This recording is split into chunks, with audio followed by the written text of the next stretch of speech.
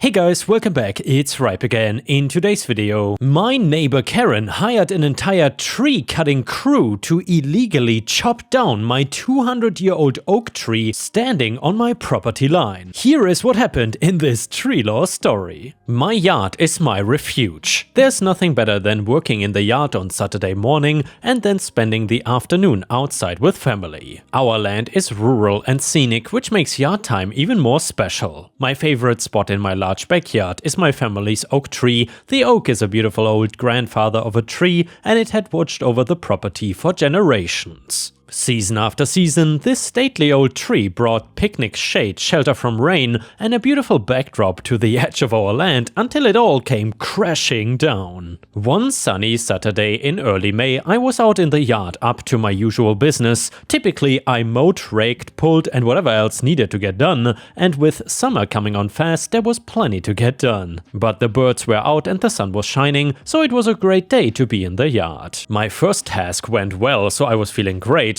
I hummed to myself as I walked to the garage for a pair of gloves when out of the corner of my eye, something caught my attention. There was something loud and pink out by my oak tree. A vision of a gruesome cross between an elephant and a pig crossed my mind as I realized the loud pink thing by my tree was none other than my nosy neighbor, Mrs. Smith. Mrs. Cindy Smith was anything but friendly though. She only ever stopped to say hello when she had a complaint or grievances to air. I was always polite, I always heard her out, but boy, this lady could rant. Our Christmas lights were too bright, our flower boxes were too purple, our snow removal too thorough. There was no limit to the insane and intrusive request this woman had leveled at me. I waved at Mrs. Smith and slowly made my way over to listen to whatever fresh wave of annoyances she had for me today. Morning, Cindy. How are you? I said. Well, I wish I could say I was good, but I can't, Mrs. Smith replied. Oh no, on such a beautiful day,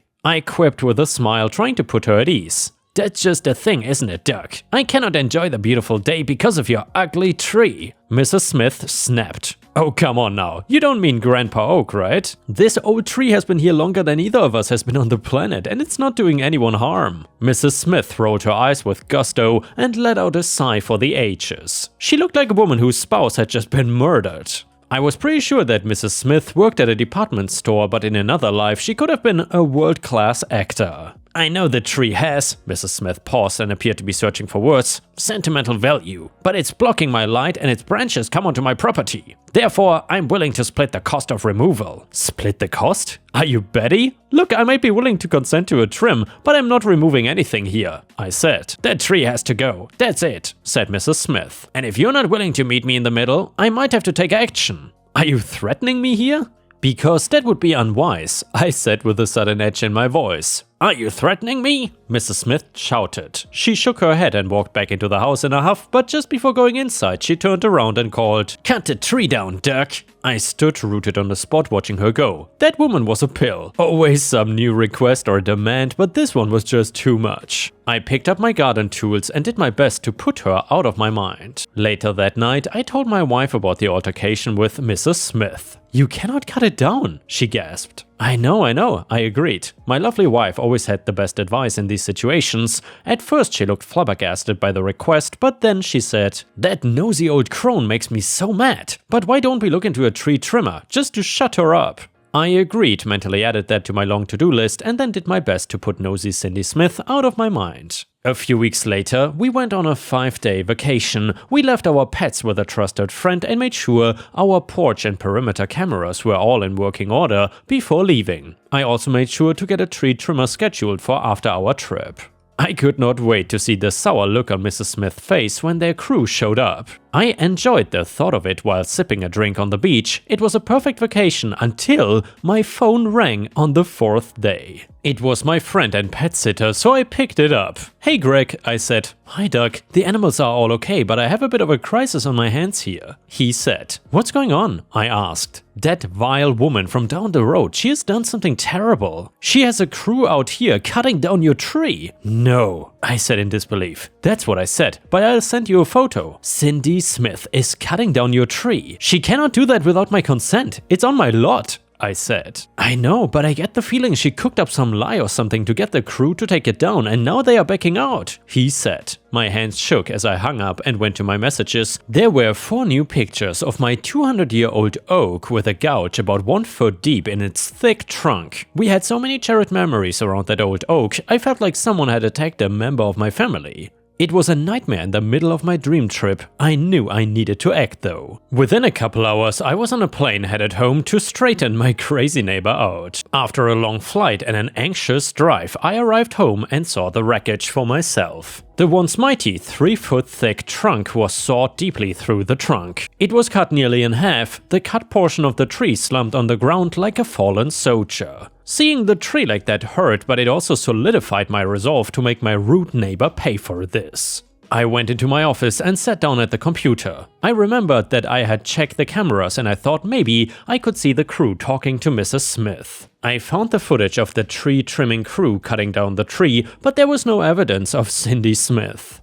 Damn, I sighed. I needed proof, but how? Then it hit me, if I went further back maybe I could catch our argument about the tree and take that to a lawyer. I rolled the security camera footage backwards, but I couldn't quite remember the date of our argument. I remember that it was a Saturday, so I punched in the number of the Saturday 4 weeks ago. I must have gotten the date wrong because the footage was of a Friday. On Fridays everyone is away from the house during the day. I almost skipped to the next day, but something caught my eye on the footage near the street. It was a truck. The camera caught it as it drove by, headed towards Mrs. Smith's driveway. The logo on the side of the truck said, "Taylor's Trimming." A few moments later, Mrs. Smith and a polo-clad man with a clipboard were on screen, standing next to my oak tree. The pair pointed and gestured at the tree for a while and then disappeared. "Gotcha!" I exclaimed. I called Taylor's Trimming and they confirmed that Mrs. Smith had conned them into removing the tree under the premise that it was deceased. However, when the crew began cutting the tree and didn't find any deceased, they stopped immediately. The manager at the trimming business agreed to cooperate in any legal action I took against Mrs. Smith, but denied any responsibility himself. The next morning, I went to a lawyer. I was armed with the footage of Mrs. Smith and the tree trimmers, and I was ready to litigate. The lawyer was very helpful and they advised me to bring out a tree expert and have the old oak assessed. A few days later, an inspector came down to the house to take a look at the tree. The inspector assessed it and valued the beautiful heritage oak at $425,000. With all of this evidence on my side, my lawyer fought hard on my behalf. Unfortunately, the legal battle was not as straightforward or quick as I had hoped. The assessment value gave me grounds to sue the old crown and the trimmers for trespassing and destruction of property.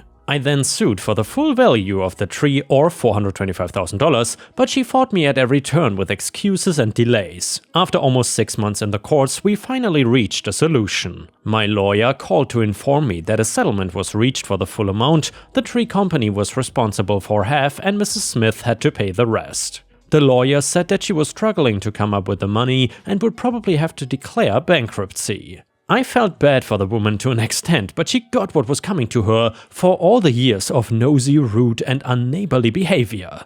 I felt so relieved to finally be done with all the drama, but my heart still hurt. I knew what I needed to do to get this situation behind me and get the closure I deserved. I went down to the local nursery and picked out 4 oak saplings. I dug 4 small holes on the property line and dropped 1 baby tree in each hole.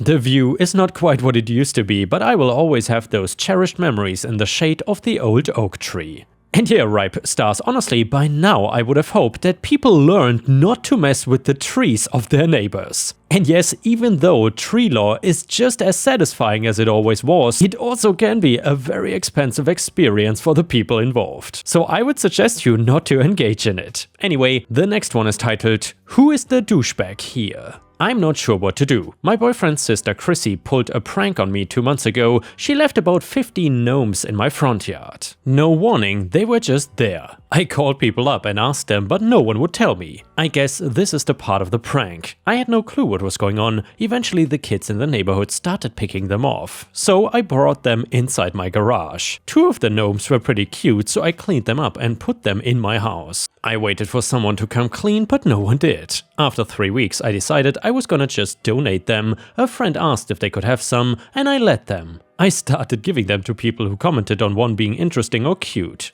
I told my boyfriend about my army of gnomes and he laughed. I thought maybe he might have done it, but he said he honestly didn't, so I believed him, and well, he went on a 4-week trip with his family to Europe.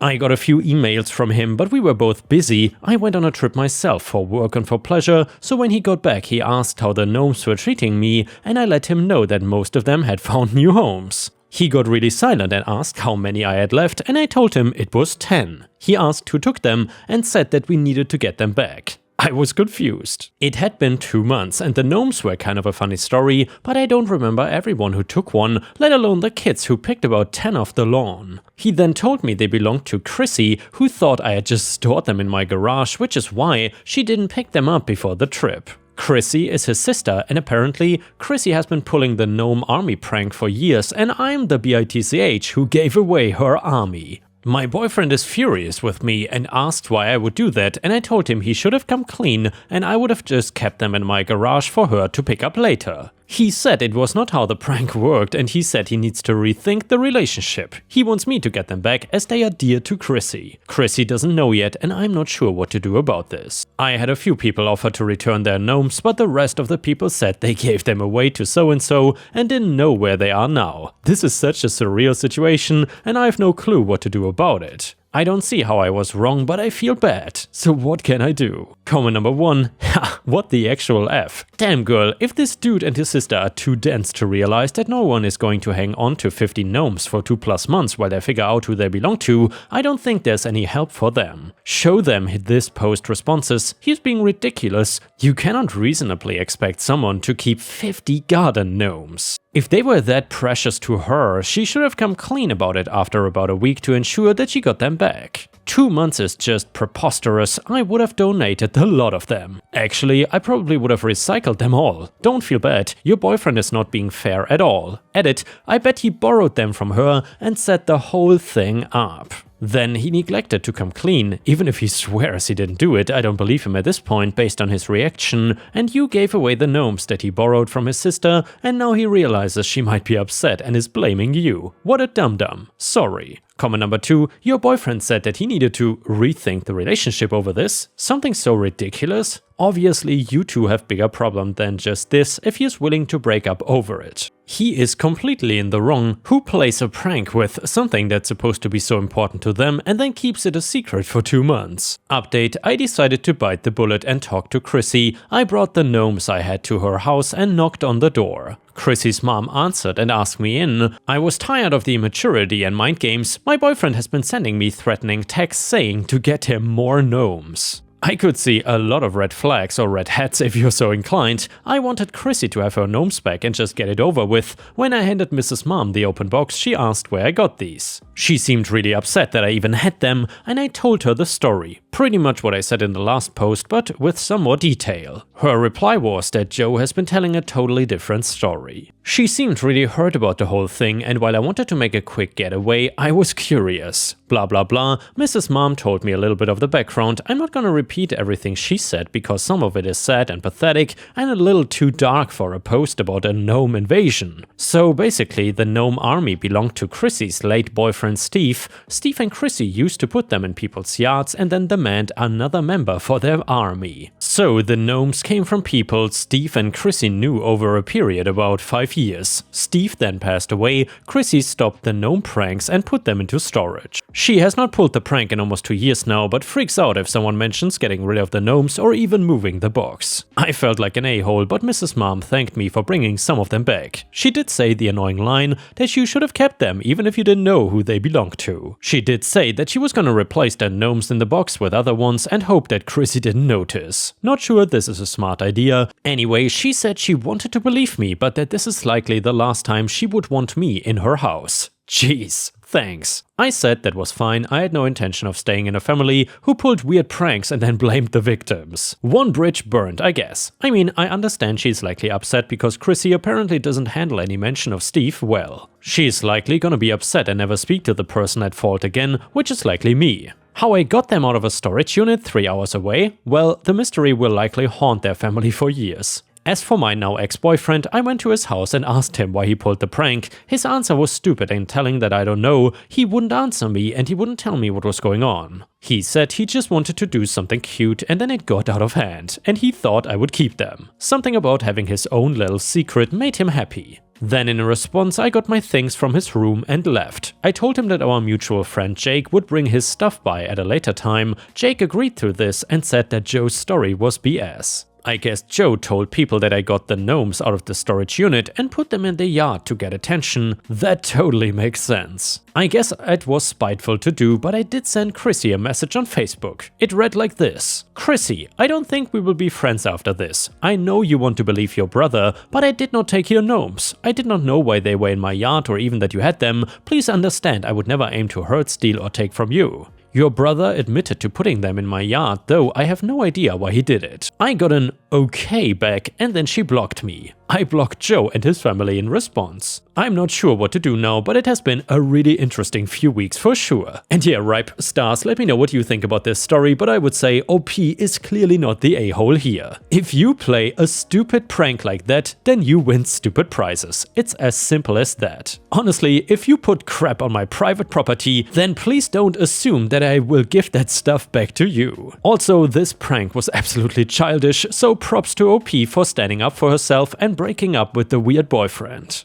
The next one is a mother-in-law story. It starts like this. For as long as I've known her, Suzanne, my mother-in-law, has always been horrible. A truly malicious and cold human being. She was a racist that not only despised me because of my heritage, but also hated her own daughter because she chose to marry me without permission. And this has been our life for the last 8 years. Over the years she has attempted every scheme she could think of to split us apart, from faking stories of infidelity to direct blackmail. We still see her parents often as they live close by, though it can sometimes be a little tense, especially when she is left alone with us. If it wasn't for the fact that we had a bigger house and a pool in the backyard, I wonder if we would see her at all, and the drama unfolding now proves my point exactly. So, summer kicked off in style with an early heat wave, and somehow we ended up with her parents along with half the neighborhood in our pool. Through hushed whispers, we overheard the mother-in-law talking about a party and started planning aspects of it around the pool.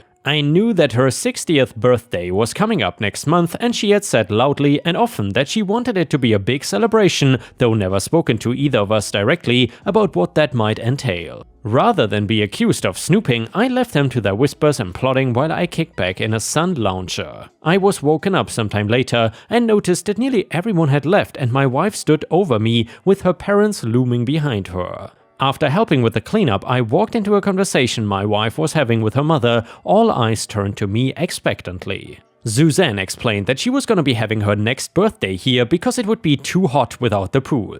Her words carried a firm tone of authority. There was no question here, she was listing out facts. Retreating to a quiet corner of the house, I spoke to my wife and we were agreeing that neither of us wanted to handle her demands, though I was still left being the one to tell her no. Exiting into the yard, I found her standing poolside surveying the yard, pointing to various areas as she designated activities for her party. Without much remorse, I interrupted her speech to her husband and she turned to gasp at me for the audacity of talking over her, mouth silent but agape. I apologized but said that we were already planning a get-together with friends that weekend, so there would be no room for her plans. A lie, but one that was easy to arrange quickly if we needed proof. I expected outrage, a temper tantrum, or at least cussing, but Suzanne was surprisingly calm with the revelation. While she didn't fly into a fury, she did laugh as if I had said something funny, before then saying that she was worried I was gonna say something serious, continuing to add that our plans could be changed for her as her birthday was more important. I laughed as well, which seemed to confuse her slightly, until I reaffirmed my decision, saying that our pool was not available to her. When she realized now she wouldn't get her own way, here the waterworks and crying started. She screamed and cried that I was being unfair, that somehow she was the victim here, as if all the harassment over the years had been forgotten. Like she was a saint. She left shortly after when we refused to budge for her. The next few weeks passed slowly as the mother-in-law continued her attempts between winning us over and wearing us down for use of our pool. Each new scheme met with the same outcome, which was no. We thought by her birthday morning she had finally given up on the idea, as it was now radio silence from her. Just as I had begun to put on a barbecue out back, I heard a knock at the side gate to my yard, finding it very weird that any courier or friend would try there instead of the front door. Opening it, I was met by a bunch of old strangers, cute with presents in their hands, and at my reluctance to move aside, they asked about Suzanne and her party. Confused, I redirected them to her actual address, assuming it to be a mistake, until one person produced a small invite card very clearly labeled "Pool Party" at my address. Craning their heads to see around me, they noticed the pool and got very stubborn about being let in. My politeness was worn down, and I told them they had the wrong address before shutting the gate and going back to my food. They knocked and squabbled outside for a little while longer, but I ignored them and eventually it would seem they waddled off. Taking a much needed break from the stress in our lives, my wife and I packed the car and left one weekend without a word to her parents. Though we relented and mentioned a vacation after her mother called us while driving. With her usual charm, she ended the call quickly, not caring too much about where we were going or how long for. It was sad to see the little love my wife had for her diminished even further. The next morning we were relaxing by the jacuzzi of our rental cabin when I got an alert from my cell phone coming from the app connected to the security cameras. Opening the app, I got a video feed of a crafty old woman unlatching the lock on the side gate and coordinating boxes of party supplies. In our extended absence, it looked like my mother-in-law Suzanne had taken the opportunity to party on my property. And party hard by the number of beer crates and suspicious-looking cigarettes she emptied onto the nearby table. It didn't take long for her guests to arrive, and then the party really started without any care for the mess they left behind. My wife was understandably appalled and began to call before I offered another idea. With a tremor of sweet vengeance, I dialed 911 into my cell phone and notified my heroes in blue about the break-in, citing that I could also see drugs at the scene. This at least seemed to give them enough reason to get over there quickly, and 10 minutes later the drama unfolded. As guests scrambled at the interruption, some fell into the pool while another tripped over the patio table, breaking it into glass and splinters. It was absolute bloody carnage. After showing my wife the footage, we left the rental and returned home. The police had gone by then, but the backyard was still marked by yellow tape. If we hadn't seen the event on the camera, it could easily be mistaken for a bomb site with debris left scattered and glass floating on the water's surface. My wife got a call soon after from her mother requesting bail. She put up a good performance on how she was arrested, making no mention of the pool party or drugs in hopes that she would believe that she was victimized and rush to her aid. While we did go over to the station, it was not to see her. After going over what had happened with the arresting officer, we instead pressed charges against Susan, my mother-in-law, as the mastermind. I waved to her from her cell as we left the building after. For the crimes of trespass, perjury, resisting arrest and possession of MJ, she was sentenced to 4 years of county jail. I guess time and max was a little optimistic for me, but given her nature, I thought she might even have thrived. And yeah, Ripe Stars, I hope OP and his wife never ever contact this woman again and go full no contact as they should. And by the way, if you enjoyed this story, please don't forget to subscribe to the channel if you haven't already. Thank you so much. And the next one is a story from r/am_I_the-a-hole.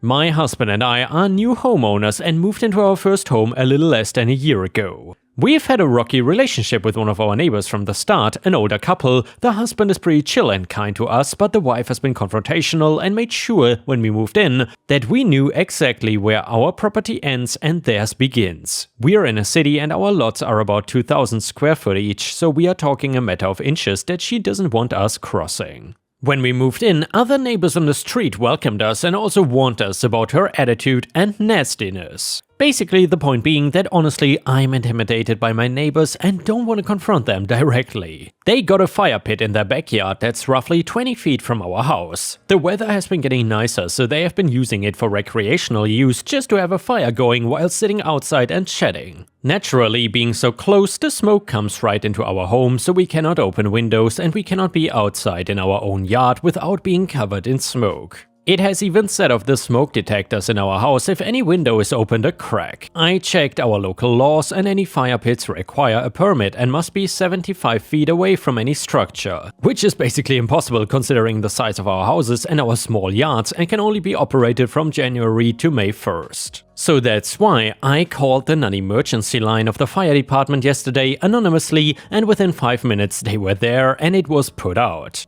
I plan to call in an emergency number whenever their smoke gets into our house and yard. According to local laws, they will probably be fined and prohibited from having it entirely if there are multiple complaints. So, Reddit, would I be the a-hole for continuing to call the fire department when this happens again to get my neighbor's recreational fire pit shut down? And yeah, Ripe Stars, let me know in the comments what you think about this. Do you think that OP is the a-hole for calling the fire department on his neighbor or not? The first comment said, not the a-hole. If they are violating local laws while degrading your quality of life, you're taking just action. Also, if your neighbor is as nasty as you and your other neighbors describe, then she hasn't earned any benefit of the doubt. Comment number 2, not the a-hole. There's a good reason for those fire regulations and includes not letting them burn down your house. That's it. And now an update to the story from OP.